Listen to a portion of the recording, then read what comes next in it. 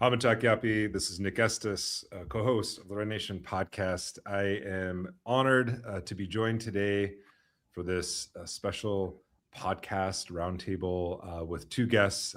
We have friend of the show, recurring guest, Alex Avina, as well as Oswaldo Zavala, who is going to be talking a little bit about his book, Drug Cartels Do Not Exist.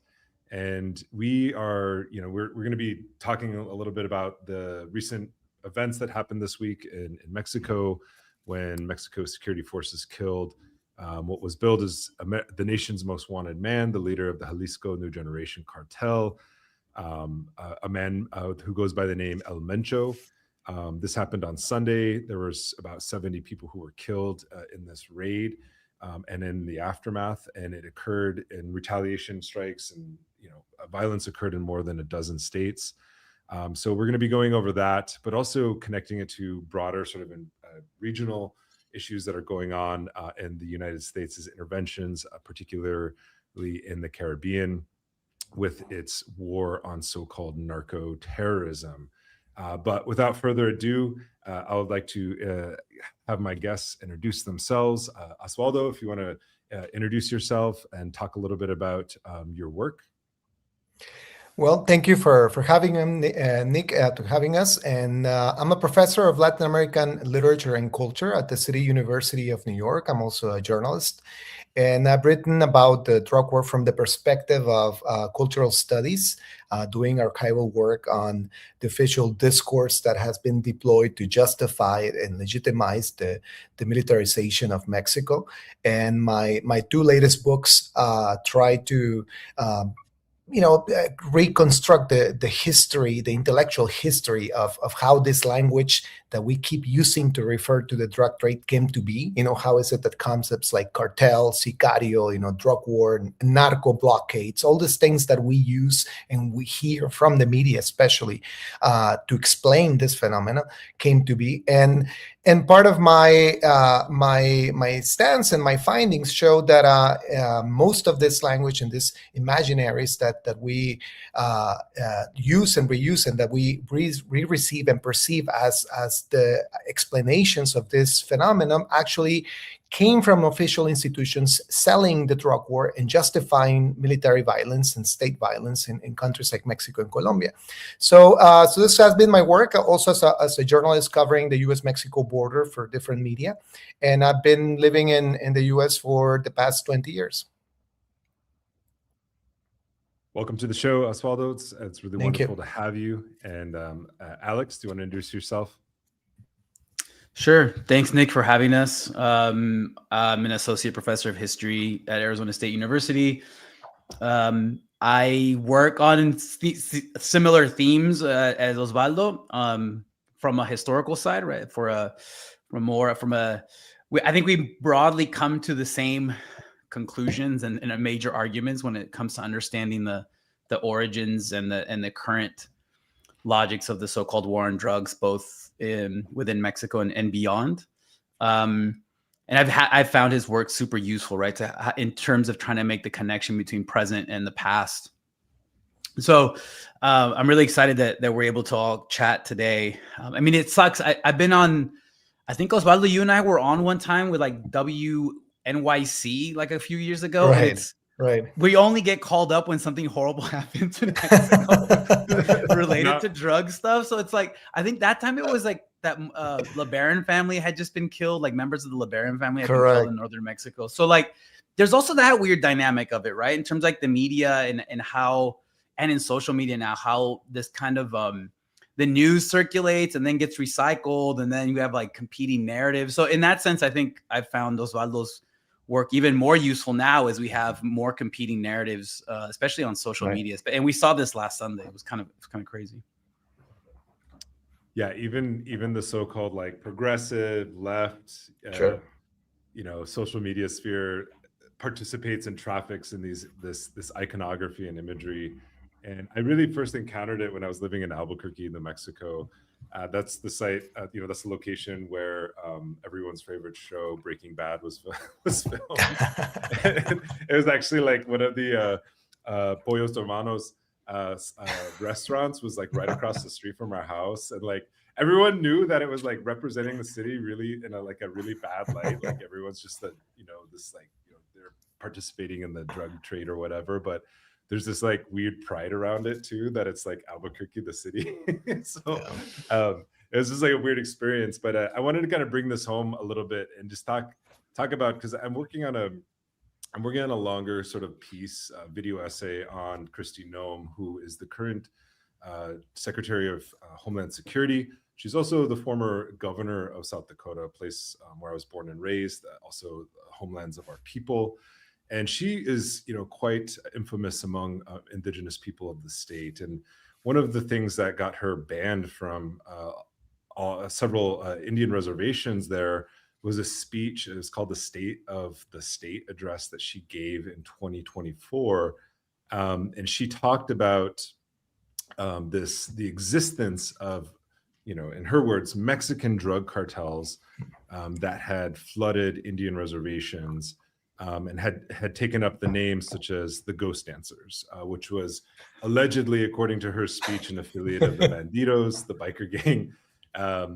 And she was using this sort of image of, it was almost like her speech to Trump, to get into the Trump administration, that she as a governor, even though she's not in a quote unquote border state, the border had already arrived in her state because Mexican drug cartels had invaded and, set up shop on Indian reservations, who are exploiting these kind of extra legal jurisdictional loopholes to commit crimes. And then also they are, not only getting white people hooked on drugs, but they're also getting indigenous people hooked on drugs as well, and then participating in these drug cartels. And this is, anyone who lives on the reservation knows that this is complete, BS on its face. It's this kind of hallucinatory vision of, you have the Ghost Dancers, which is ironic because that was the movement that was really resisting the reservation system back in the 1890s and culminated in the Wounded Knee Massacre in 1890, where 300 Lakota Ghost Dancers were gunned down by the 7th Cavalry because of white settler fears and anxieties of an Indian uprising. So it's just interesting how this kind of image and stereotype of savagery is being repurposed in all these different ways.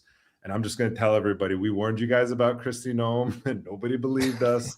And now she's elevated that kind of, that laboratory of oppression that she implemented against our people to a national and now a global stage.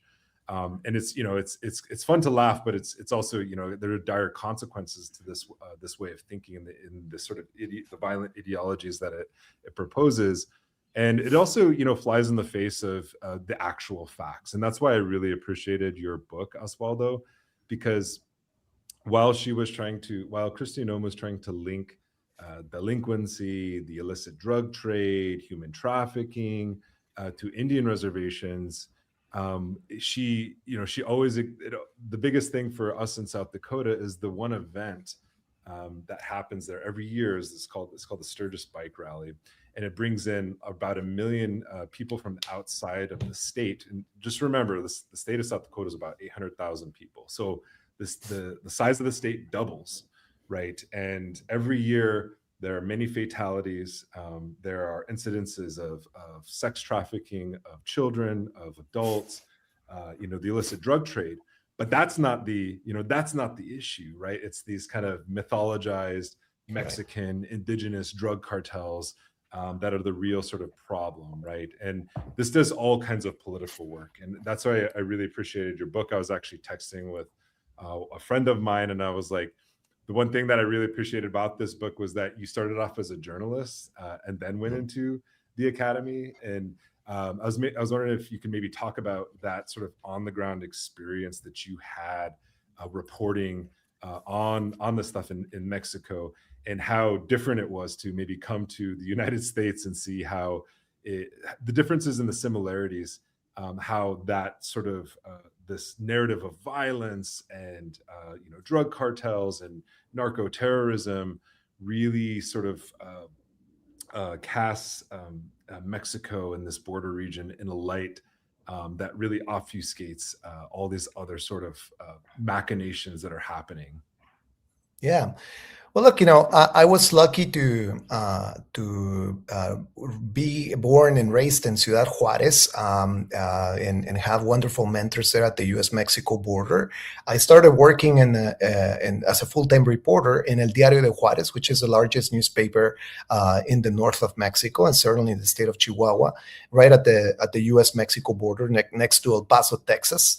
And what is really interesting about those years, and this is something I go more in detail in my latest book, is that around 1995, the DEA, the FBI, together started a campaign to elevate what they started calling as the Juarez cartel as a new national security threat, to the United States after the death of Pablo Escobar in Colombia and the dismantling of the so-called Guadalajara cartel, in the late 1980s. And so what is very extraordinary at that moment, I didn't, of course, realize this entirely when I was there because it was just happening at the moment. But looking back, I was able to piece it together also through archival research, is that, the FBI selectively with the DEA just, took the trafficker that was basically readily available to them to make him and manufacture him as the largest, most criminal mastermind in an age, in of his generation, right? And what is really important about this moment is that this cartel, the Juarez cartel, had really nothing that much special or different from other criminal organizations of the moment, other than, the fact they were using some airplanes to bring cocaine across the border and some collaborations, with Guadalajara traffickers and others. And what struck me at that moment is that they started circulating more information personally of Amado Carrillo Fuentes, who they started calling him as the Lord of the Skies, del Señor de los Cielos, right? Magnifying, his presence. And immediately there was a very interesting ripple effect to this, right? There was a perception that this trafficker was really way above, everybody else, that he could really purchase not only his freedom, but penetrate, the highest realms of Mexican power. And the Mexican society altogether was defenseless in the face of this major threat. And what is really ironic is that a couple years later, he dies in this very strange plastic surgery, trying to modify his face, trying to escape and evade justice.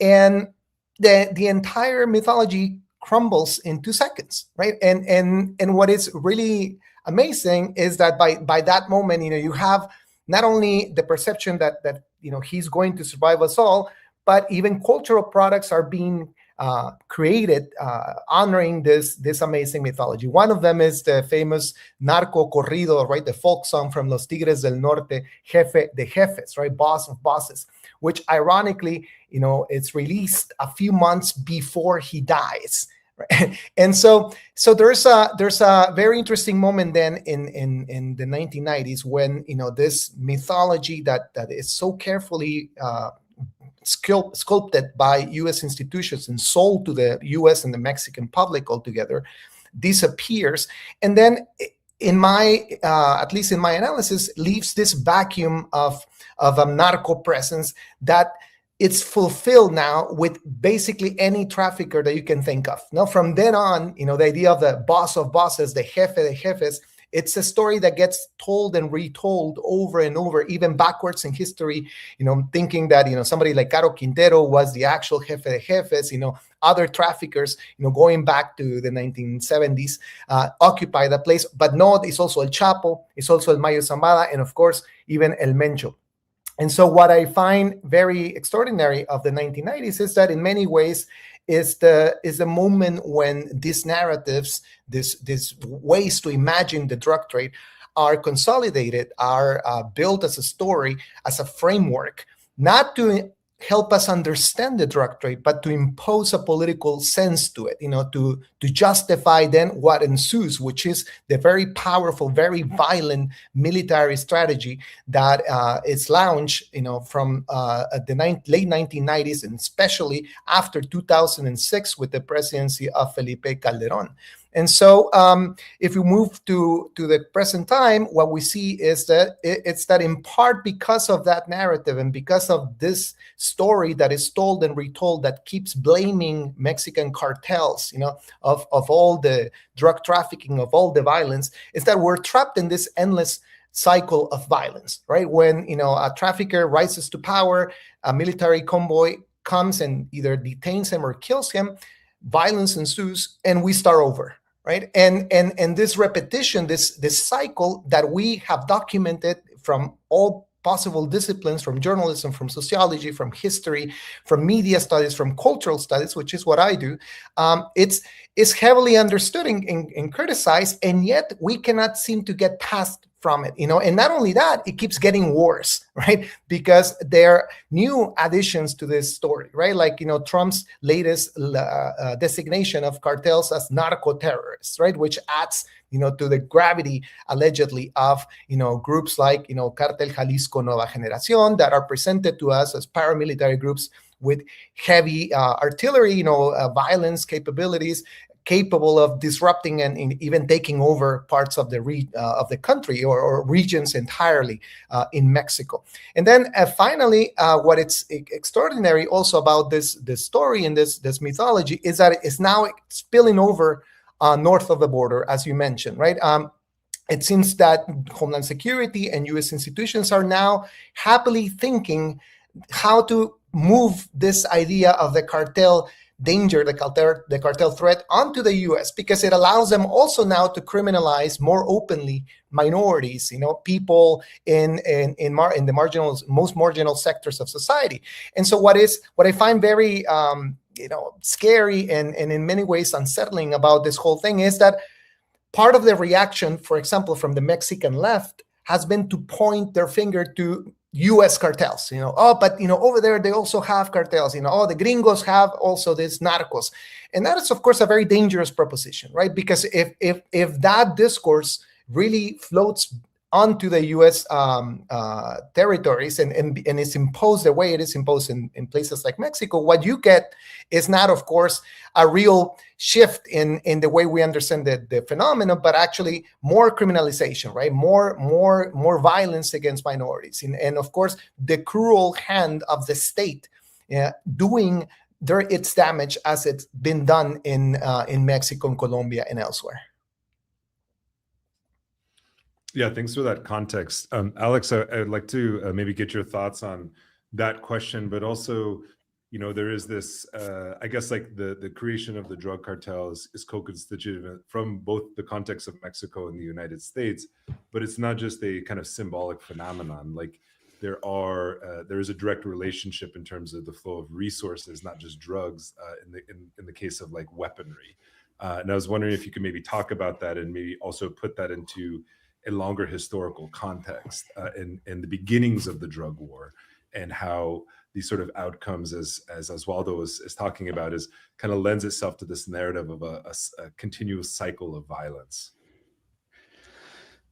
Yeah, I think I was thinking about responding to some of the things that Oswaldo was saying about, the state needs the figure of a cartel to justify these heavy-handed militarized tactics. And it always helps when you have a larger than life like Mr. Big that kind of justifies it, right? I mean, so it's almost like you need the dual movement. You need an imagined cartel that operates exactly like the DEA or other police forces imagine it to operate, which in reality is not the case. But then it really helps if you have like this larger than life evil figure that is running this supposedly hierarchical, all-powerful organization.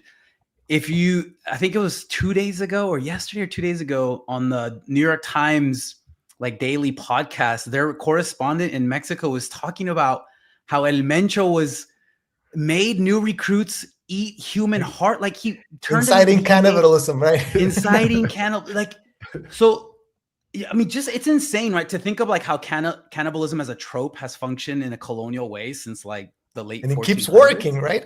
And it keeps They keep saying this kind of stuff, right? So we have to turn these individuals into just like the most evil figures ever, right? And not learn from their life stories. Like we could learn a lot from El Mencho's life story, right? Like he was an undocumented migrant at some point.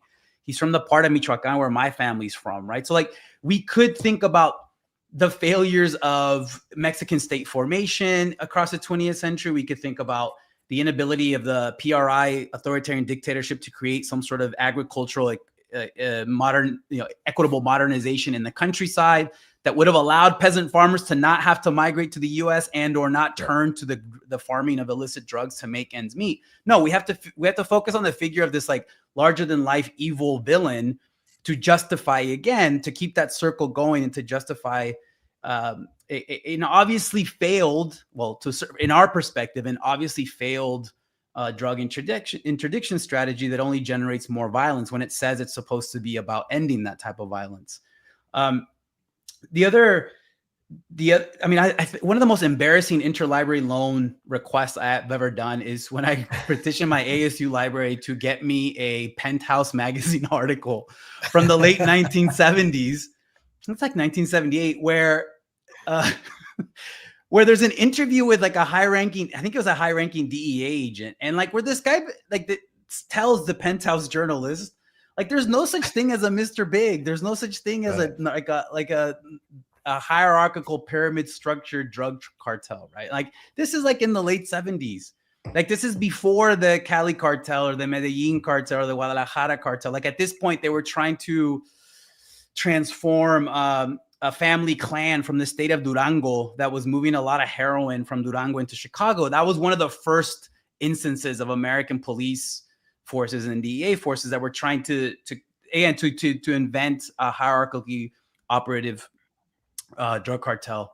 But like they already knew from then on that it was bullshit. And if anything, one of the ironies of this history is that if we do have a level of like vertical integration or hierarchy within some of these drug trafficking organizations, it's a response to the type of violence that the state, both the Mexican state and the US state, have launched against these groups. So they end up somewhat fulfilling what the state says about them in reaction to heavy-handed violent state policies against them in the first place, right? And obviously throughout this whole process, the structural roots of this issue are not addressed. One, that the US is the biggest, by far, the biggest market in the world for illicit and illicit drugs.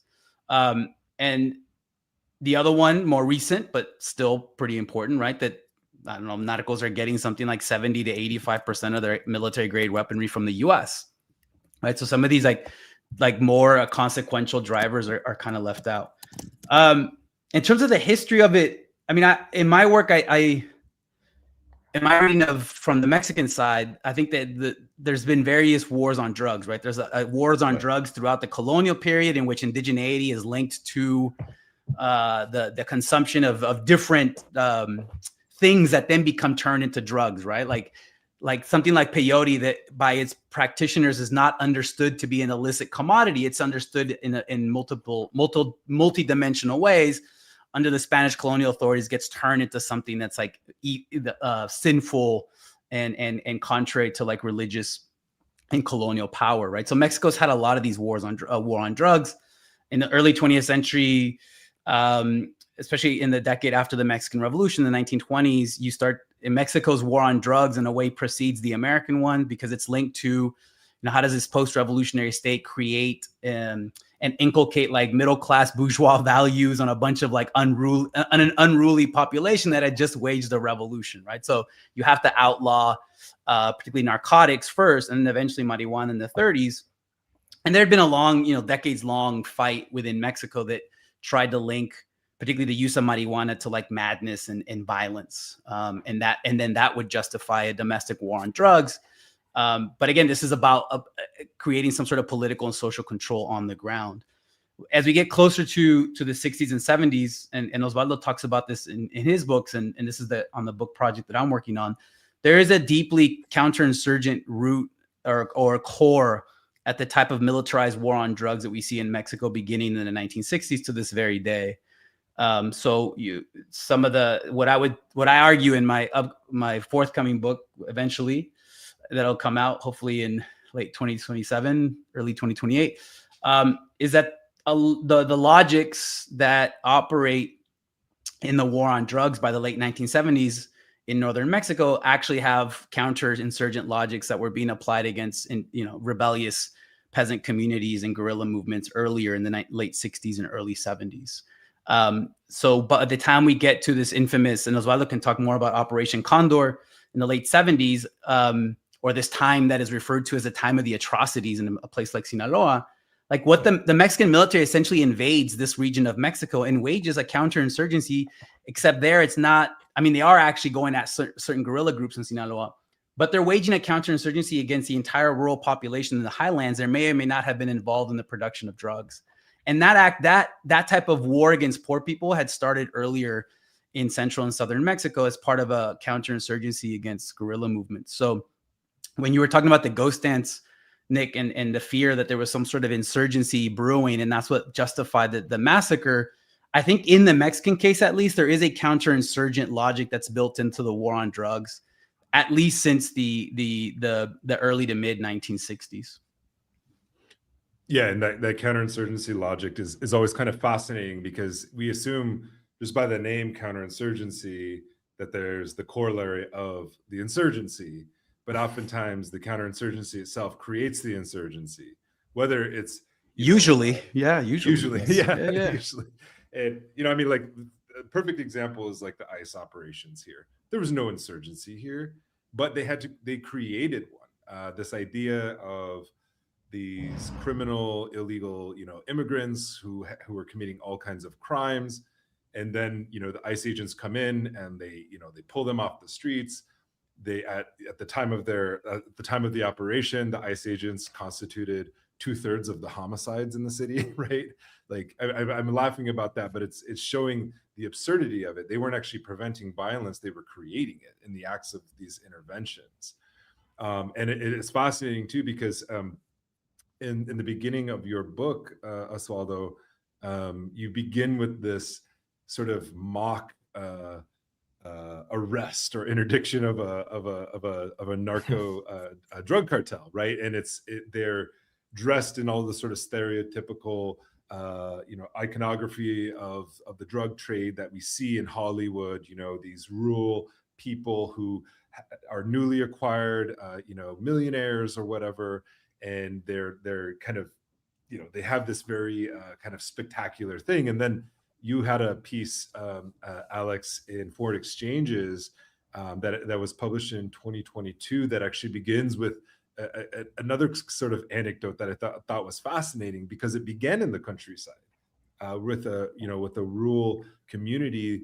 I think it was the Mexican army came in and killed these two individuals, right, and then called them part of the cartels, and justifying their killing. And so there's this image, like even the people who are caught up and labeled drug cartels or drug traffickers, the violence is being exported to the countryside, right? But the people, like as you point out, Oswaldo, the people who are participating mostly in the drug trade are typically coming from the inner city, right? And I was wondering if both of you could talk about that sort of dynamic of the countryside and the city, but also how it relates to these larger economic restructuring programs like NAFTA, and the role that the United States kind of plays in. I mean, you said it.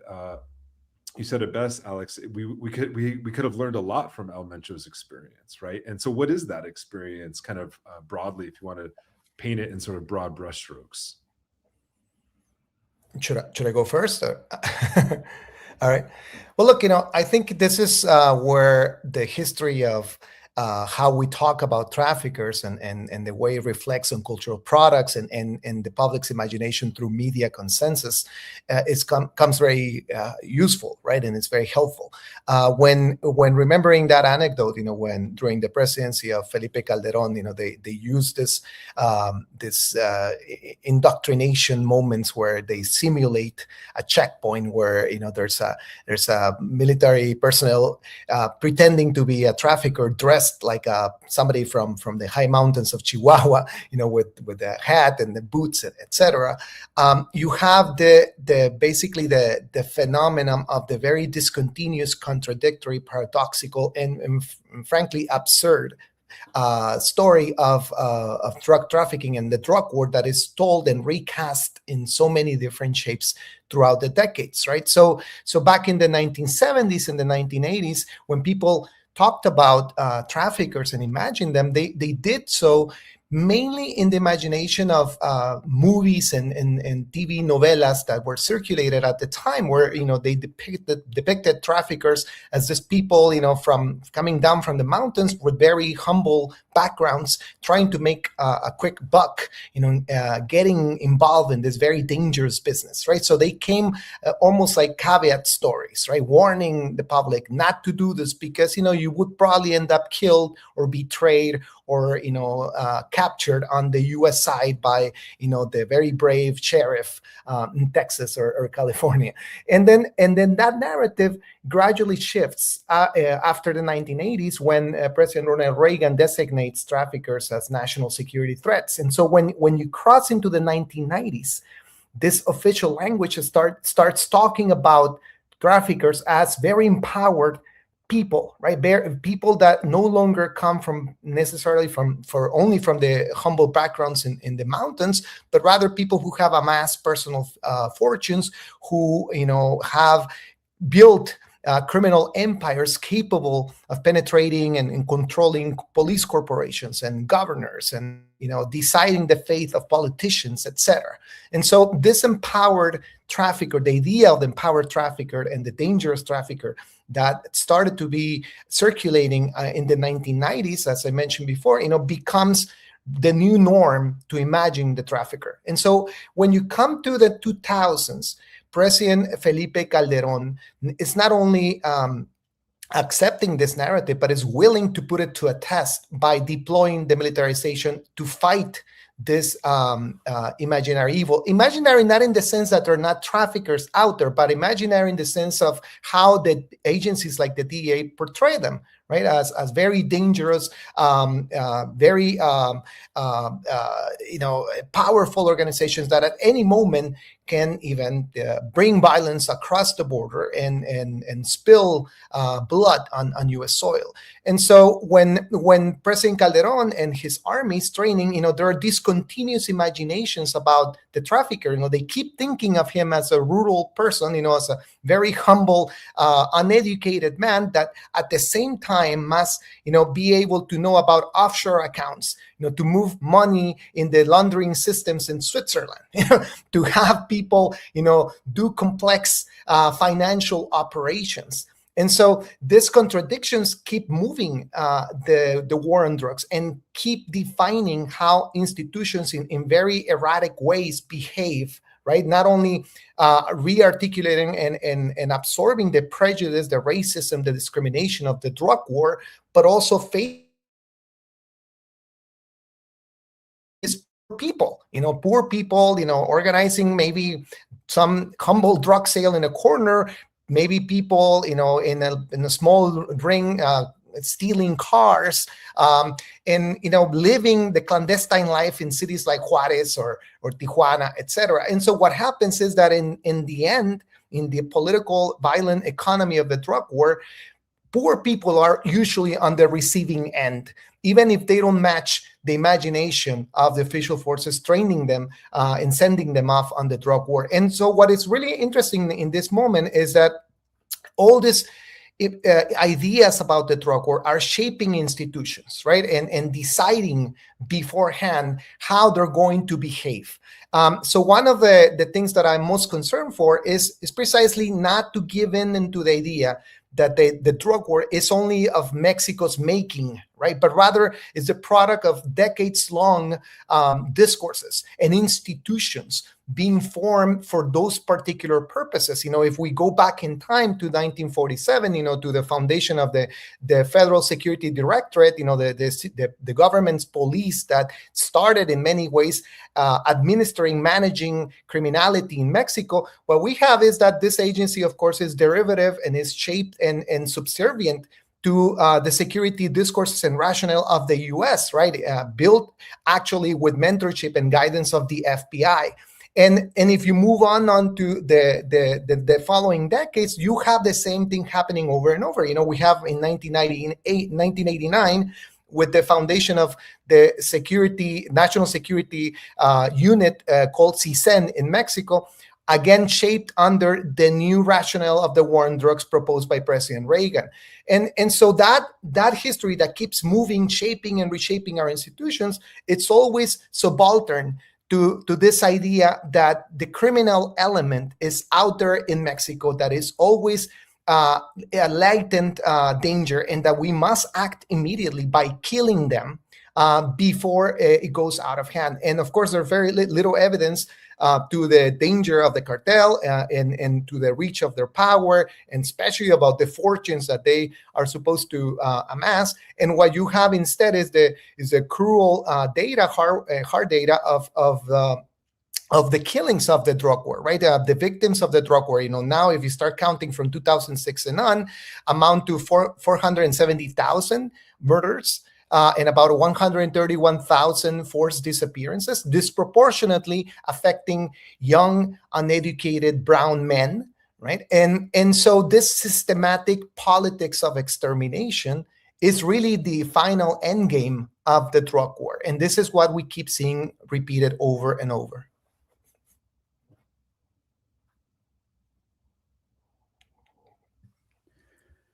Yeah, I think I would add, I mean, I totally agree with what Oswaldo is saying in terms of this is a thoroughly binational and transnational phenomenon that we cannot just reduce to, this very popular American imagination of a sepia filtered Mexico that's extremely dangerous, and that it's the country that's constantly in turmoil, innately violent. I mean, this is like a view of Mexico that Americans have had since like the 19th century.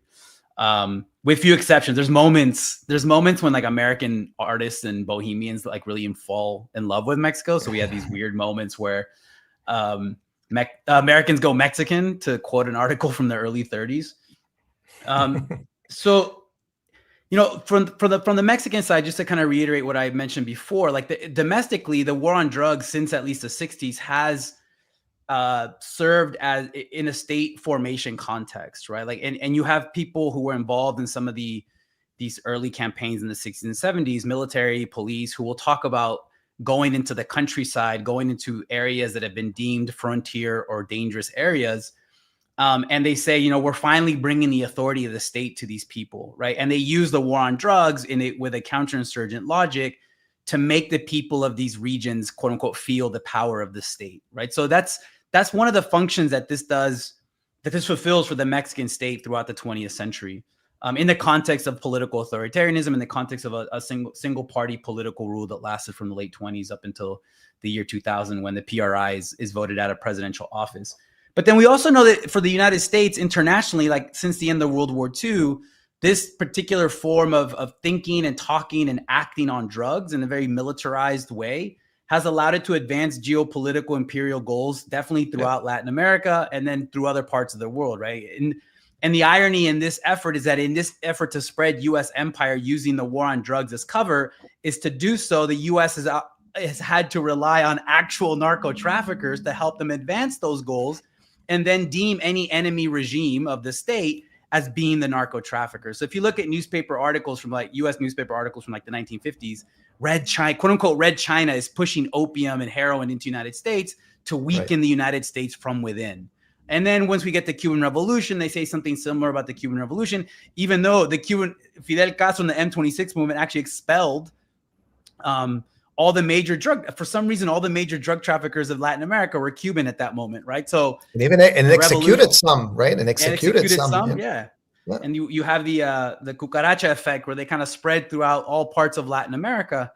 We get the same thing in the 80s with the Sandinistas, and something that is really important to point out that Oswaldo was mentioning is that during the 80s, when Reagan designates drugs as a national security threat, and this is where you have the beginnings of the term narco-terrorism, right? It allows them to bring together a war on terror that is linked to like the PLO and to a certain extent like Libya and Gaddafi, but also link it to the war on drugs and the war on undocumented migration, right? Like, and that's when it really comes together in the figure of narco-terrorism, which as a term is coined by a historian of Latin America here at ASU, but who had been an ambassador to Colombia and Costa Rica under Ronald Reagan, Louis Tams, who was a very influential figure with the neocon movement, and who actually got in trouble in the Iran-Contra affair because he was helping the Contras when he was ambassador to Costa Rica.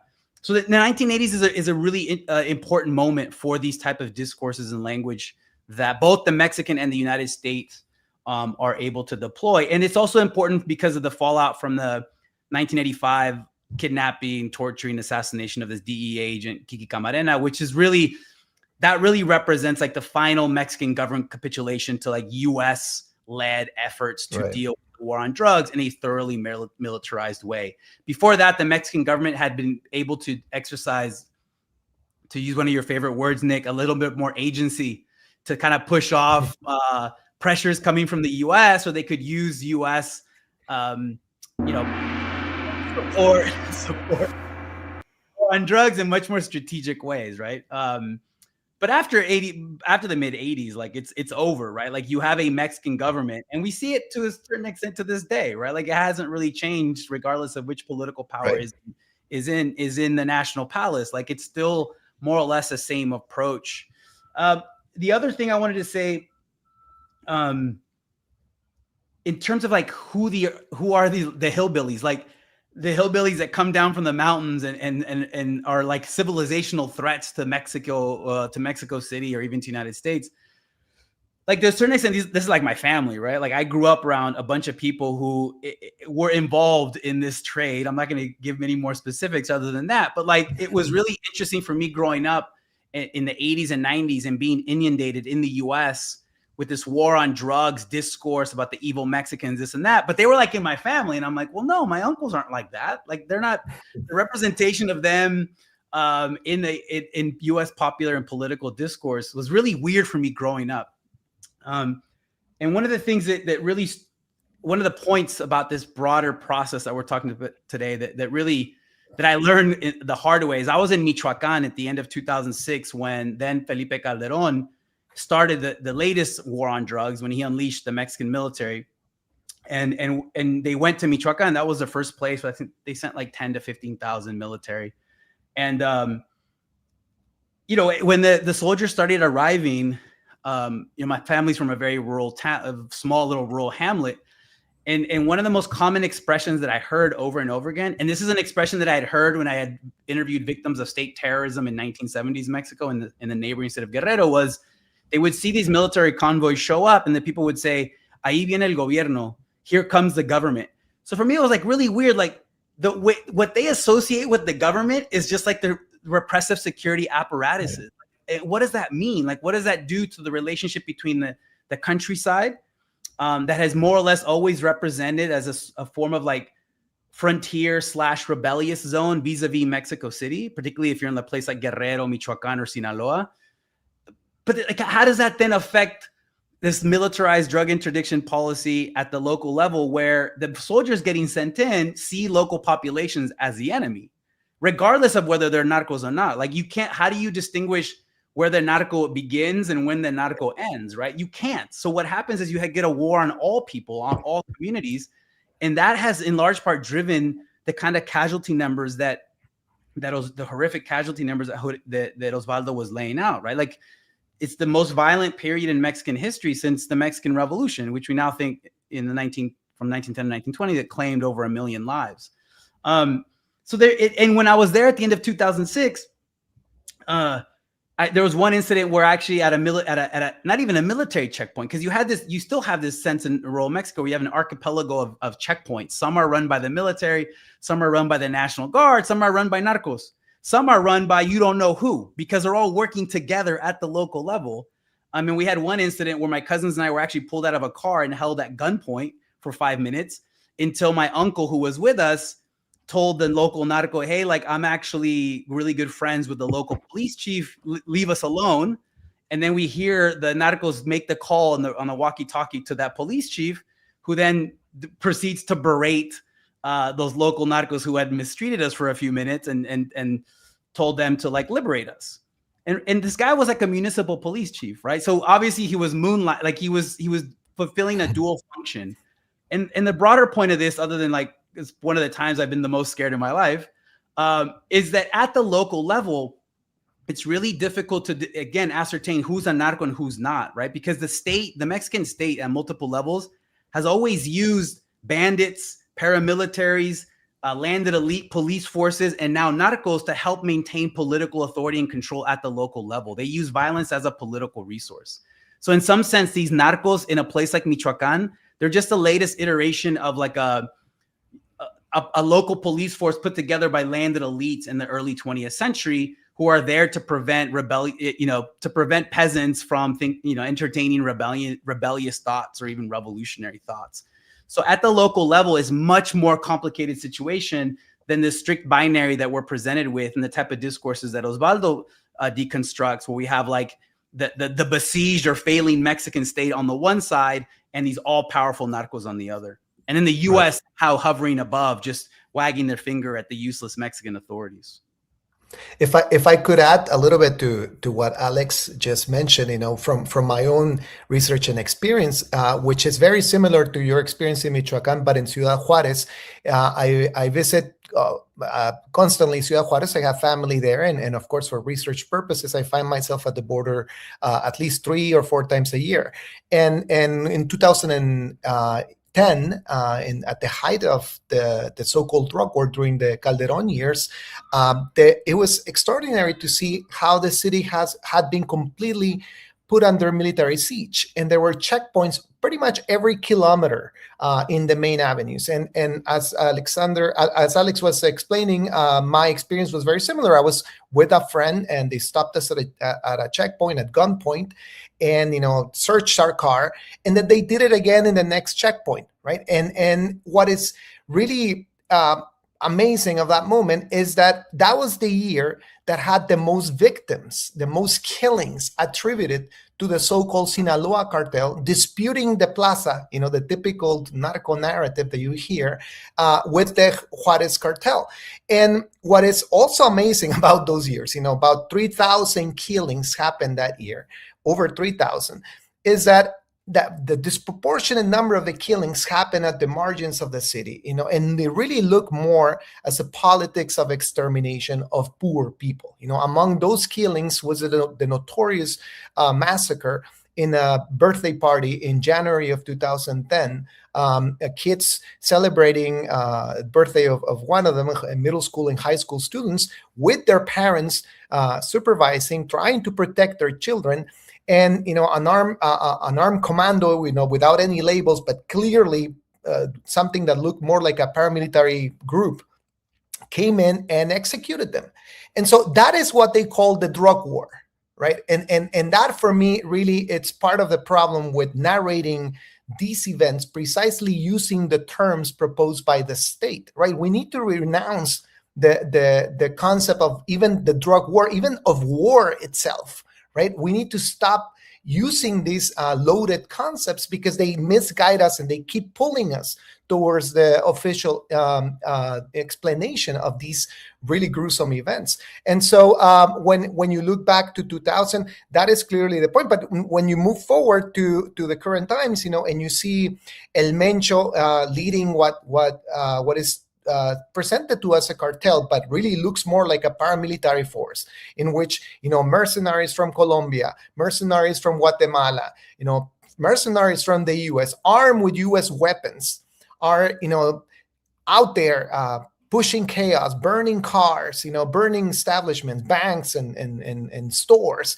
You need to ask a very different question, right? Why is it that a cartel would do these things? And why is it that every time we see these disturbances, the end result seems to be the confirmation, the affirmation of the drug war continuity, right? Of the drug war to continue, the militarization, the need for the militarization, right? It seems almost that militarizing the country is inevitable after these events, right? And for me, that is really the shocking part of this whole story, right? That it doesn't just seem to end. It actually continues to aggravate, continues to get worse.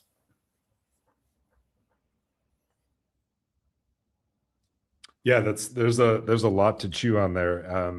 I was just thinking about some of the things that were all saying, and the narratives that are placed. And I was just doing some quick tallies on on the back of a napkin, so to speak. And if you look at like gun deaths in the United States from 2014 to 2023, I just looked the statistic up. There's like, it's almost 500,000 people in the United States have died from gun death. It's not related, it's not categorized within this broader framework of war, but nonetheless, the average gun owner in the United States owns 8 guns. Like that's the average amount of guns. Like, so we're talking about a very militarized population, right? Sure. But the language used to describe this is under the the rubric of legality, of rights, of the gun culture. responsibility. Yeah, it's all, if you look at it, it's all about responsibility. I mean, even with the individual who was killed here by Custom and Border Patrol agents, he even, him just being present at something, though, it's like he becomes identified as a terrorist, and all these so-called, Second Amendment absolutists had really nothing to say about the killing of an individual who was armed at and exercising his, his rights. And so there was, some of the other things that I was thinking about here too is when the Wounded Knee Massacre happened in 1890, it had a disproportionate amount of medals of honor awarded to the military who participated in this massacre. And it happened relatively quickly. I mean, this is a little bit of like, gringoism here. We're talking about medals of honor, like who really cares? But they do hold political weight with the populace, in the sense that they kind of legitimize actions in the eyes of the American public. And so almost immediately after the Wounded Knee Massacre, the following year, there was a quick process of awarding these Medal of Honors. I think there was 19 awarded to these individuals who carried out this massacre. And I was just thinking about this week when Trump gave his State of the Union address. If you didn't fall asleep or turn it off, he gave 2 Medals of Honor during that speech. He awarded 2 Medals of Honor, and the most fascinating one was that helicopter pilot who had flown into Venezuela to kidnap Nicolas Maduro, the elected president of Venezuela. He was shot. Trump gave this really vivid, Black Hawk Down esque description of this operation. He flew in this Chinook helicopter, which is named after indigenous people, evoking the Indian Wars. And he was shot at by ostensibly one of the Venezuelan security forces. He was wounded. There was, blood everywhere. He gave this, this description of an act of heroism and valor. And he got his guys out. He was, even though he got his legs basically blown off in this action, he still, he did this brave act. And so he was awarded this Medal of Honor in a very public performance and a public ceremony. Right. And it was ironic. I mean, the irony of it, there's so much meaning behind this, because it was giving legitimacy to, what could amount to a war crime, right? It was giving legitimacy to this notion that this military operation was part of this so-called narco terrorism operation, and legitimizing, this criminal act. And I was thinking about this because this happened just days. I think it was days. I don't remember the order of events, but I think it was days after the killing and the assassination of El Mencho. Right. And it was almost like Trump was, I mean, I'd like to hear your thoughts on this about the Sheinbaum administration and her actions and all of this. But it was it's almost as if it's this kind of one-upsmanship about how are we combating, how are we fighting these narco terrorist operations. Because that whole incident that happened in Congress and at the State of the Union, I felt was like, it was kind of a signaling, future signaling the legitimization of extra legal killings. The United States has like killed, I think I don't know the exact toll, but it's over 150 people in the Caribbean. We don't even know the details of the people who were executed by the United States, but they're using drone warfare to do this. And I was thinking about this context of how this isn't just this is not about drugs. Like, because if it was about drugs and we were, trying to root out the drug problems in the United States, why is Marco Rubio's family still here? Why haven't they been deported? He was working for his brother-in-law, who was one of the largest cocaine traffickers in Florida, and he claims to not have any knowledge of this, but they and also it's just funny. I was reading news articles about it, and none of them talk about him as a cartel figure. He's a trafficker. I guess if you're a Rubio or a Gusano from Cuba, they got called cocaine cowboys. I think his uncle was one of the original cocaine cowboys. Yeah. So, well, that's ironic because, when he was in Europe, he was talking about how Spain, brought in cowboy culture to the. Yeah, via the Arab the people who were controlling Spain, but he left that out, right? He completely, yeah. It's like the only good thing that was brought to the Americas was America itself, I guess.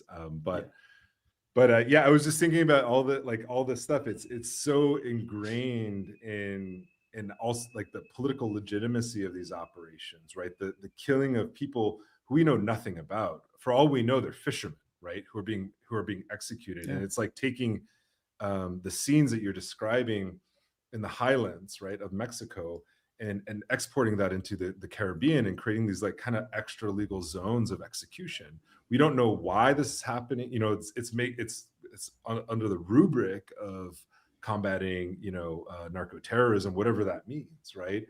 But the effects of it on people and communities is basically just a broad criminalization of anyone who is seen as outside or ostensibly against the territorial sovereignty, the imperial sovereignty of the United States to exercise its will in waters that it claims to control and areas that it claims to control. But to get back to my question, sorry to go on the tangent, but to get back to my question, I wanted to get both of your responses to Sheinbaum, because Trump has praised her a lot and has talked about liking her administration, wants to work with her administration, and there's this increasing pressure not only to combat the so-called drug cartels, but also to sever relationships and support for Cuba. So I'll kick it over to Alex first. Yeah, I think one of the messages that I think that's come out of the reporting about what happened to El Mencho and what happened last Sunday is explaining the Mexican government's decision to launch this military operation in partial response to the pressure that Trump has been exercising against Mexico and all of Latin America. Nick, you're right. Trump has had this weird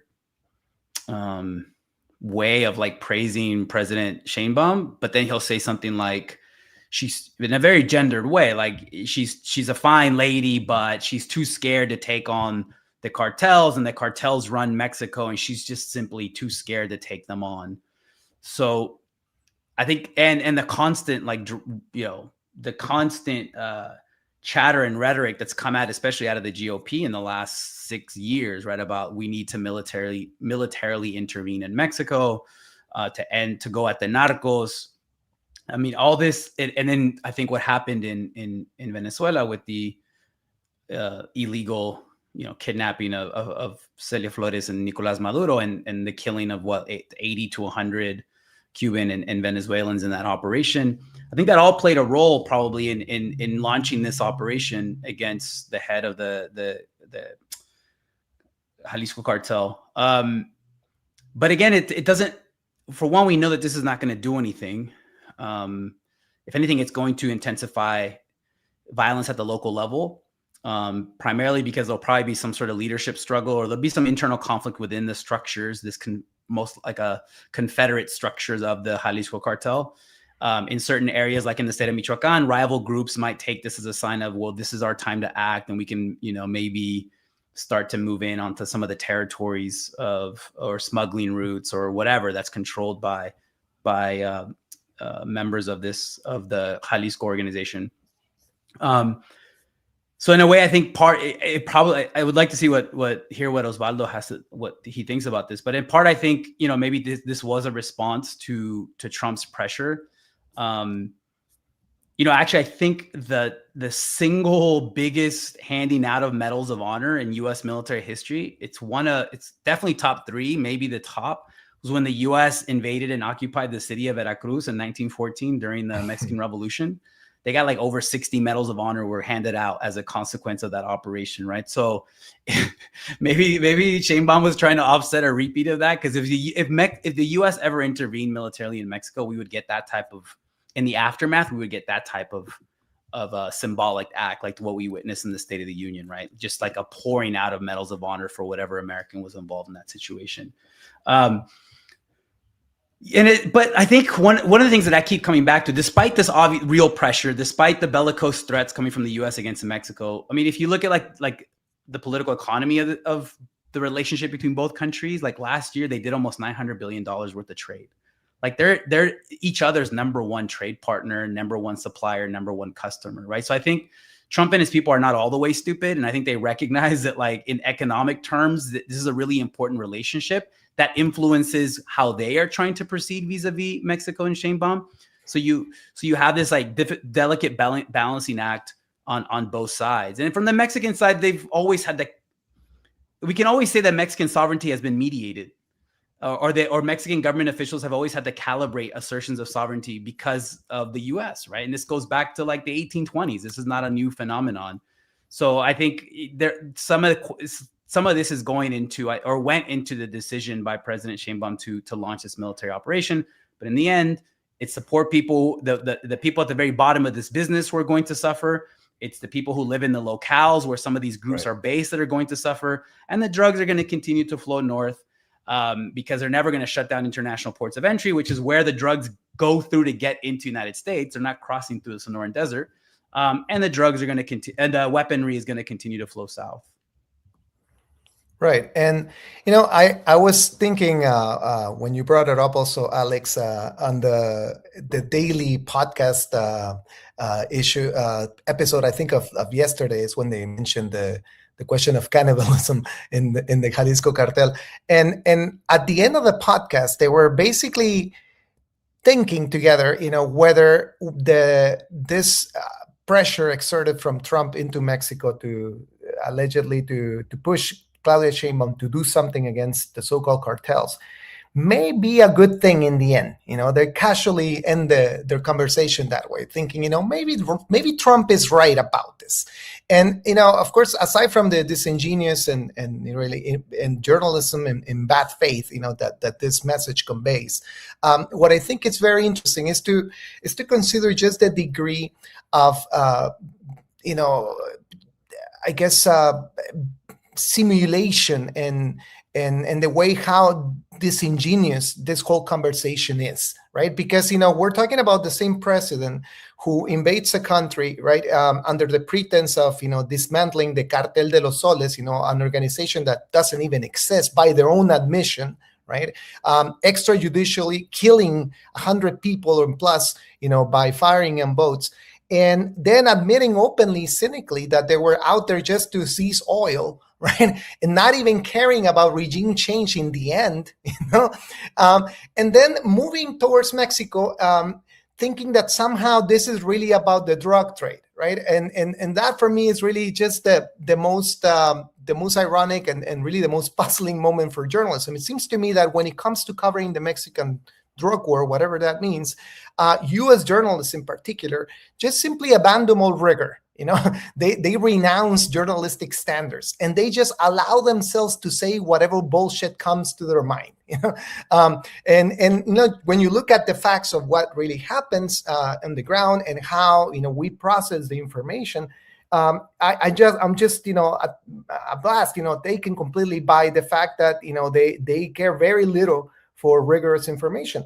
And so when you look at, what happened, and you see, for example, Claudia Sheinbaum saying, look, there is a real preoccupation with the contraband of arms, coming down the south of the border, high caliber weapons, being purchased and then ending up in the hands of traffickers that is then used against forces in Mexico. That's one thing to be concerned of. But then the second thing is the fact that, even in the wake of this whole event, El Mencho gets killed, there's all these disturbances, the drug flows don't stop, right? I mean, nothing really ends in the drug trade or in the drug markets. And this is something that again comes to mind when listening to the way this whole events are portrayed in U.S. media, right? I mean, we should always be reminded of the fact that the drug markets are really rooted in the U.S., right? That the experience of the drug trade really only makes sense in the U.S., and that's really where most of the action happens, right? The U.S. remains as the largest drug market globally, right? And it makes around $150 billion, in drug sales. We know that, even though the U.S. is only 4% of the world population, there are 12% of the drug users, right? Mexico is not a drug-consuming country, right? Mexicans don't consume drugs. It's not inherent in the culture. It's about 1 or 1.8% of Mexicans who actually consume drugs, right? We're not druggy. We're not even part of that economy in that sense, right? And yet we fulfill the story by, giving up bodies by being killed on the streets, in disproportionate numbers, especially against poor people, as we keep mentioning. And so, looking at this whole thing ahead, what I find is just, the need to really become conscious of that not even the way media portrays this events is going to be fair, right? That we're always in a very asymmetric playing field, where not only the U.S. has the upper hand, pushing us into the militarization, arming the criminal groups that then respond in kind, but also they control the narratives, right? And they impose their sense of finally understanding this whole thing. So what happens in the end in the public's mind, especially in the U.S.? Well, Mexico is captured by the drug lords. At any moment, they're going to take over, Mexico City. God knows they are cannibals. And, as, Raul Peck in his wonderful documentary reminded us, the global mentality that has reigned from the 18th century and on keeps saying they must be exterminated, right? So in the end, I think what gets affirmed and reaffirmed is that Mexican people, especially the criminal ones, but it's difficult to discern who's who, must be exterminated, right? And I think that's, for me, really the lesson. And we need to stop arguing these things, as if we're talking about the need to stop the drug flows, as if somebody really cared on the U.S. side at the government level to stop the drug flows, as if any of this was really about the drug trade, right? This is about coloniality. This is about the transfer of weapons. This is about state violence. This is about, managing violence, exerting genocide, exerting massive casualties on poor people. This is about the lucrative military-industrial complex.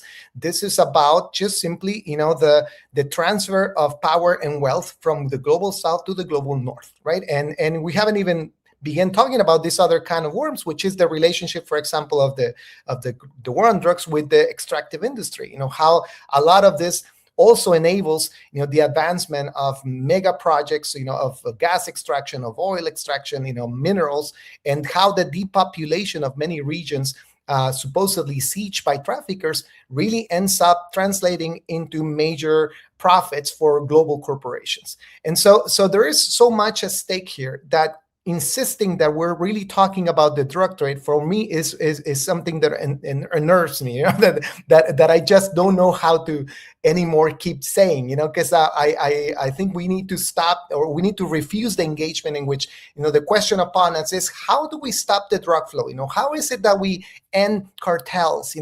This bullshit problem that is not really the main concern. Yeah, I think that's a really excellent point and a good way to put it. And I think it was Don Paley's book, Drug War Capitalism. Absolutely. Where it really changed my perception on this. And this, definitely, your book Oswaldo expanded that, and I've been thinking a lot about this in the context of, it's not just that, like, because the problem gets when it becomes drugs or like drug use, right? Then it becomes about these sort of delinquent choices that people make, right, and not about structures. And that's what Alex has really kind of said about these regions, right? The structural kind of effect of what is known as the drug trade. It's not just that, it's not about drugs. It's about it's about corporate power. It's about class power. It's about imperial power of the United States to impose its will in these regions and to get what it wants. And it's almost like, Marx calls it, primitive accumulation or original accumulation. Sure. And he said, he didn't put a timestamp on it to say it, has a beginning and an end, but on the so-called peripheries of empire, this kind of violence necessitates the accumulation of capital in the imperial core. And I think the best sort of examples that I can give of this in the context of the United States, and you're absolutely right, Oswaldo, about this, the drug problem really being a U.S. problem, is you have like the Sackler family, who just profited from the opioid trade and is largely responsible for the current so-called opioid crisis. Yeah, they're way more dangerous than El Mencho. Absolutely, exactly. They have the power. They have the power of the U.S. state behind them, right? And this is why I think we can't make a distinction between licit and illicit, right? Because if anything, it's the same logics and the same commodity flows and the same state power that kind of guarantee, like, almost like to have the illicit flow of pharmaceuticals and that industry, you need the illicit. I mean, the illicit produces the illicit. In other words, that's what the Sackler case shows, right? Except they have the full power of the U.S. government behind them, and it's deemed legitimate and legal. That's way more scary than El Mencho or El Chapo or any of these other figures. And the fact that none of them are in prison, the fact that OxyContin is still marketable, right? They'll still buy it and sell it. That is power. That is real power. The Mencho has nothing on these guys, or had nothing. He's already dead. So this is what really gets me. That you have really clear demonstrations of how the drug trade really works and enables fortunes and capital, and integrates with the normal institutions of power in the US. And we somehow end up still talking about poor peasants in Michoacán and Chihuahua, El Chapo, El Mayo, Los Chapitos, and we really still trapped in this, who's gonna take their place? Is it gonna be a rival faction? Is it gonna be fracture? All these things, that really come, I believe, from the security mentality that secures precisely the militarization, right? And the logic of extermination within us. So, Oswaldo, counterpoint. Your book is called "Drug Cartels Do Not Exist," but we have just confirmed that drug cartels do exist. They exist. Not really. No. But no. But like, if you look at the Sacklers as a cartel, they are collectively profiting from these things. They're actually conspiring to do this. Right. And so from that perspective, totally agree. Yes. So your next book has to be "Drug Cartels Exist ... in the United States." In the US. Although I'm always cautious about that, because like I mentioned before, there's been a recent debate about this in Mexico, right? And I see a lot of people in the left in particular trying to push that agenda, to look at the US, to point fingers, north of the border. But I think it's very dangerous, right? Because not only we're not going to be successful at saying that the Sackler family is the real cartel, well, what is going to end up happening ultimately is that this same paradigm is going to be applied on minorities all over the US, right? And it already has happened, right? I mean, the drug war already disproportionately incarcerated Latinos and Blacks all over the US since the 1970s and over, and they're always at the receiving end of the story, right? You never really hear from, the white collar criminals who launder money. Even you don't even hear from consumers of cocaine in the largest cities. What this drug war really reduces to is to the same logic of social control and violence against the most vulnerable, the most marginal members of society. Yeah.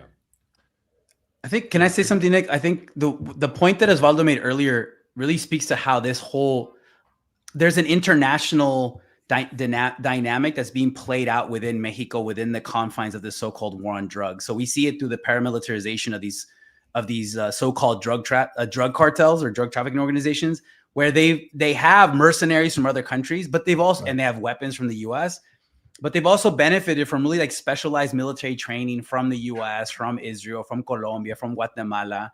And then if you throw in like the transnational aspect, the transnational corporation aspect, like I've worked as an expert witness on some asylum cases from folks who fled the state of Guerrero, and a couple of them talked about mining, right? Like essentially Canadian mining companies that they feared were somehow involved with local groups that led to their displacement, that led to them having to flee Guerrero and come to the United States and seek asylum, which for Mexicans before Trump essentially, Biden started it and then Trump effectively ended asylum. Like even before that, Mexican asylum cases had like, I don't know, between a 5 and 8% success rate. Like they almost never won, right? So in a place like Guerrero, you have mining, transnational mining interests. If you go back to the 90s and 2000s, you had transnational logging operations that we now know were involved with certain local essentially like these narcos are functioning, again, to my earlier point, local paramilitaries beholden to either local elites or transnational elites, and they're doing their dirty work to get access to logging resources or to water resources or to mining resources. So that's just another way that this conflict is internationalized within Mexico as well. Yeah, and it's why it doesn't really come to an end, or it's truly interrupted, right? Because it's always enabled from within the transnational economy, right? I mean, you always need a group to secure land, to depopulate. You need a group to do not only the dirty violence, but to secure the stability of the extractive process, right? And in many ways, it's done on lands that are not up for sale, that are not open for extraction. And so you ignite a reign of terror, to access them. And a lot of these questions are never really posed in legacy media, right? In mainstream media. And certainly it's also very misleading when you look at a lot of the scholarship still focusing on the traffickers and their genealogies and their families as the answer to this, right? So I think, part of the arguments that I've tried to make in my own work is to separate the history of the drug trade, the actual drug trade, people moving drugs, the families, the things that happen to them. And then the history of the drug war as a policy, which is really the history of transnational military violence and the extractive industry, right? So when you separate successfully the two, then you can see clearly, why, a group like, Cartel de Sinaloa has very little relevance, to the transnational design of global militarism. They have nothing to say. It doesn't matter what they think, what they do, what they could potentially do. They're actually just an excuse on which it is this international policy is mounted, to continue security violence all across the country. So we need to make that separation, but it's difficult because, you're also fighting here the politics of knowledge circulation, from academia. Alex and I, we've seen this many times, there's also consensus, just as it is consensus on the media, there's consensus in academia, peddling, especially from the social sciences, from sociology, from people in international relations, even history. I mean, of course, Alex is not the example here, but I mean, many others who have really grown enamored of their object of research, and they want the narco to be at the center. They want the narco folktale to prevail as the center of the story, because that really legitimizes their own scholarship, and it is also well received and well understood and well visible, in the circuits of academic recognition. And so there's all kinds of difficulties and questions, when we're trying to lay out this critique, right? We need to overcome not just official discourse, but even our own way of making these messages across. Yeah, you're absolutely right, Oswaldo, and this kind of gets to, something I've been thinking about a lot is just this notion of savagery and civilization. We typically, obviously it's loaded in very racialized terms, but if you look at the way that the United States and the U.S. Imperium, you could include the European Imperium within this framework, views what is legal and illegal typically, falls along the lines of what, these categories of savagery and civilization, the civilizational discourse, and looking at like even just the recent ramp up of military forces surrounding Iran in this moment, right? It's as if Iran becomes this intractable kind of force that can't be reasoned with. It's operating irrationally, just like this drug trade it's irrational. The way that they're operating, they're eating people. I listened to that same daily podcast, by the way. I was trying to do that's research extraordinary. for this. It's extraordinary. Yeah, and I was like walking to work, had my headphones in, and I was like, what? Did they really just talk? That's not the first time they've said that too, either. Like not at all. Journalists, but they've used that cannibalism story has gotten recycled so many times since 2006. Well, Columbia University anthropologist Claudio Lomnitz has seriously, studied cannibalism in the drug trade, in the Mexican drug trade. He has a chapter in his latest book about this. I mean, this is what I'm talking about. There's people in the Ivy League institutions, pushing for this. And of course, my own field is completely populated by this type of work. Narco culture. The call to the Santa Muerte. It's just that there's a death drive in the traffickers. They're savages. They just want to kill and want to be killed. And so this whole almost like a demonic portrayal and representation of traffickers is what in part enables this discussion, right, and carries it on. Imagine Oswaldo if Octavio Paz was still alive, what he could do with like Mexican fatalism and Mexican inferiority complex, and then we add cannibalism and narco stuff. Oh man, he would have made a killing in U.S. academia, but. You're totally right, and in many ways he was already bordering that, right? In the labyrinth of solitude, when he talks about border people, he talks about them, Yes. people who don't belong anywhere, who really feel uneasy everywhere, and who have this, death drive almost, right? That this inclination to self-destruction, and what unfortunately has translated, especially in my field in cultural studies, is precisely that, this power from researchers and scholars, to go out there and do ethnography, interview people, and then fulfill the narrative with, this idea that these people really, all they pursued and all they're surrounded with is death. Right. So if they end up dead and killed, it's because, it's just basically in their own environment and their own making. Right. And it comes from their soul. Right. We worship death. Right. And so it's astonishing. Right. That's right. To hear, serious academics like Claudio Lomnitz engage in that type of discussion. And it's disheartening and also in many ways gives you a very clear idea of why, we cannot get past the narco narrative. Right. I'm waiting for the anthropologists to do their anthropological studies and ethnographic studies of the Epstein class. Maybe they were real cannibals. Those are the real cannibals. Yeah, I mean, you see that in the emails, but sorry to take it there. But I know we're kind of running up on time, but it's almost as if when I teach this class on American Indian federal law and policy, and there is this idea, and I think it was Bindeloria who said, like when you're talking about the Indian, the figure of the Indian or the figure of the savage, the ridiculous is normal, right?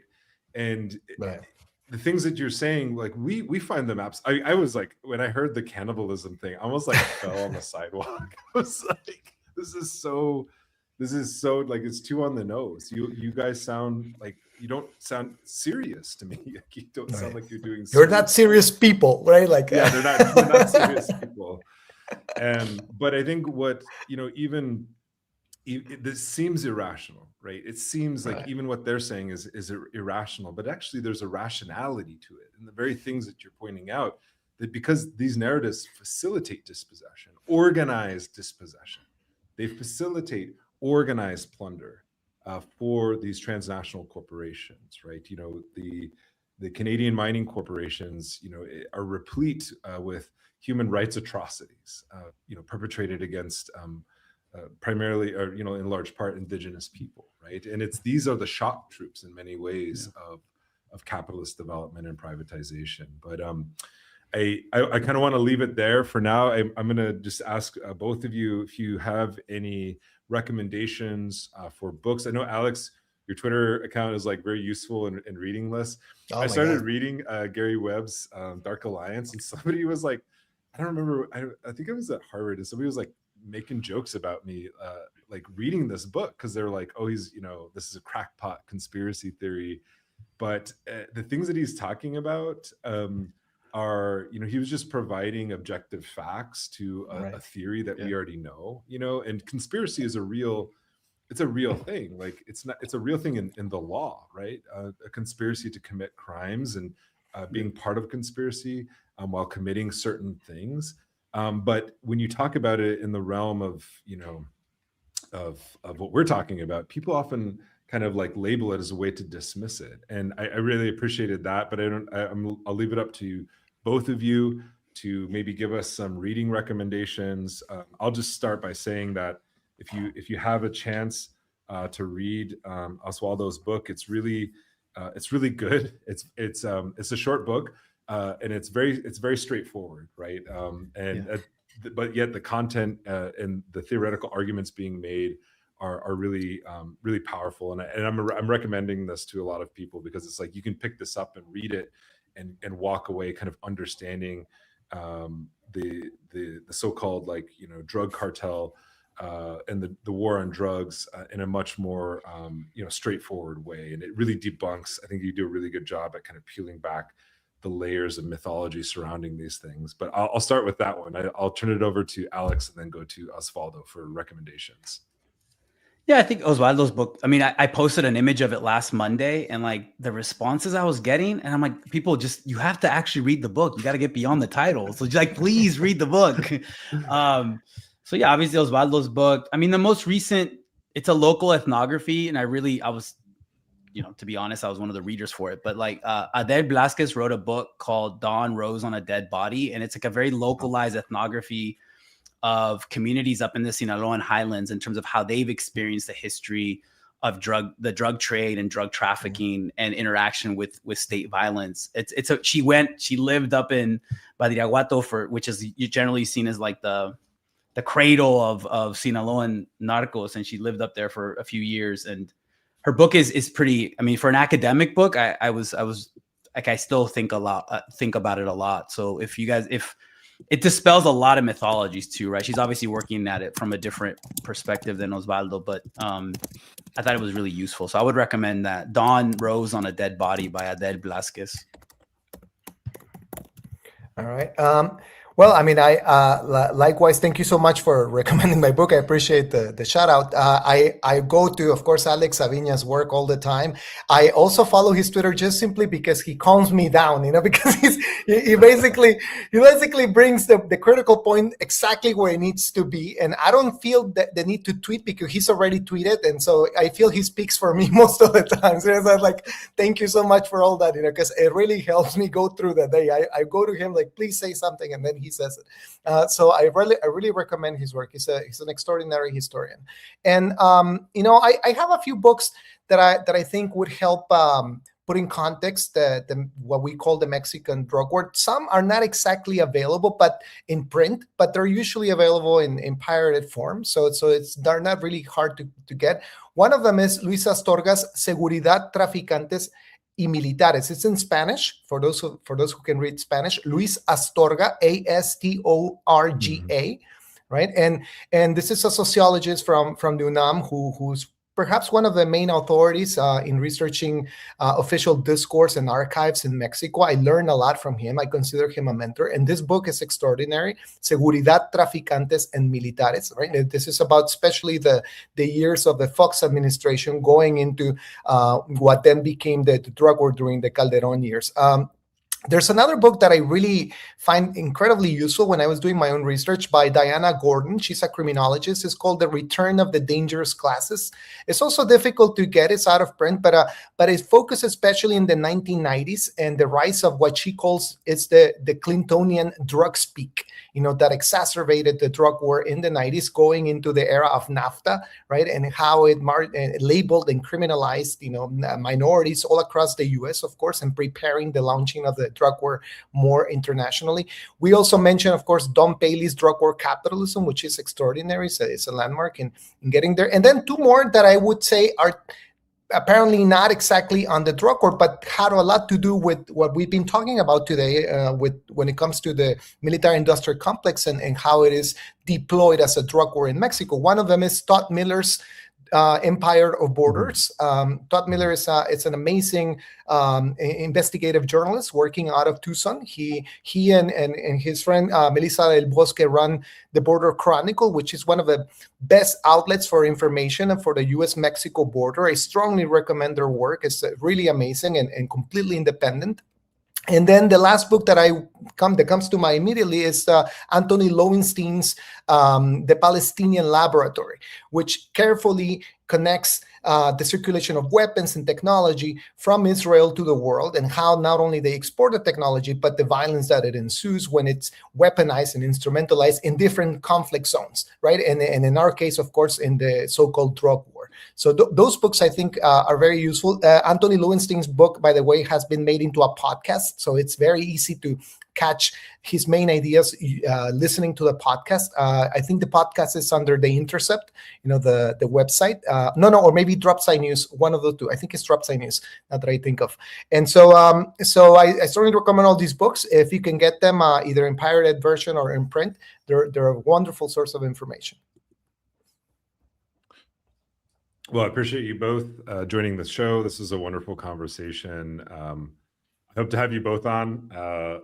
Not talking about after some explosion of violence happens like this.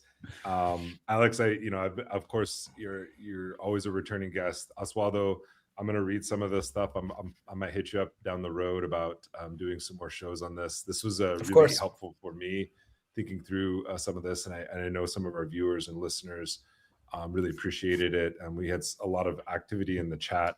But yeah, I thank you both for joining me, and we hope to have you on in the future again. Thank you so much. Sure. Thank you, guys.